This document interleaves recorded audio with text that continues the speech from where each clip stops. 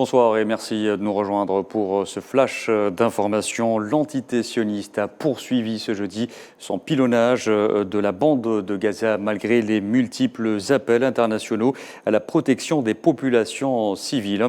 Au 69e jour des bombardements aveugles sur la population, près de 180 Palestiniens sont tombés en martyrs à la suite de frappes ayant ciblé des maisons, notamment dans le centre de Rafah, au sud de l'enclave palestinienne et à Khan Younes.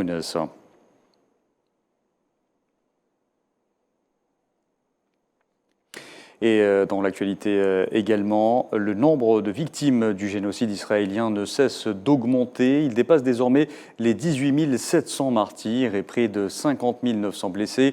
Un bilan composé à 70% d'enfants et de femmes. Aucune contrée du territoire palestinien n'est épargnée.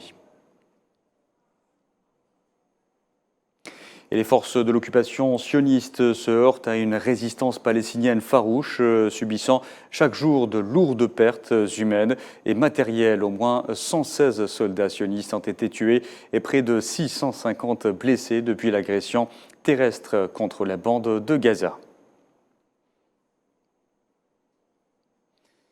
Et les forces de l'occupation sioniste s'en prennent également aux habitants de Jenin, en Cisjordanie occupée. Depuis plusieurs jours, le camp de réfugiés de la ville est assiégé. Ce jeudi, au moins 11 Palestiniens sont tombés en martyrs. Depuis le 7 octobre, près de 280 Palestiniens ont été tués en Cisjordanie occupée. Sur le plan diplomatique, la Tunisie a appelé la communauté internationale à mettre un terme à l'occupation sioniste en Palestine et garantir au peuple palestinien ses droits légitimes reconnus à l'échelle internationale. Un appel émanant du ministre tunisien des Affaires étrangères, Nabil Ahmar, lors de sa participation à Genève à une réunion ministérielle de haut niveau.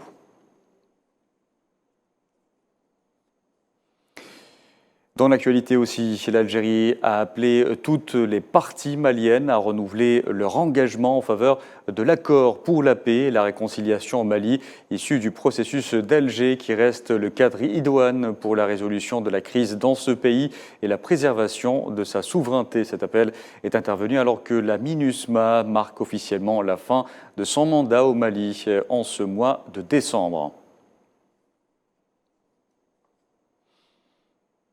Enfin, le président algérien Abdelmadjid Tebboune a procédé ce jeudi à l'inauguration de la 31e édition de la foire de la production algérienne au Palais des Expositions des Pins Maritimes à Alger, où il a appelé à identifier les entreprises algériennes couvrant les besoins du marché national pour les orienter vers l'exportation en recourant au commerce de troc frontalier.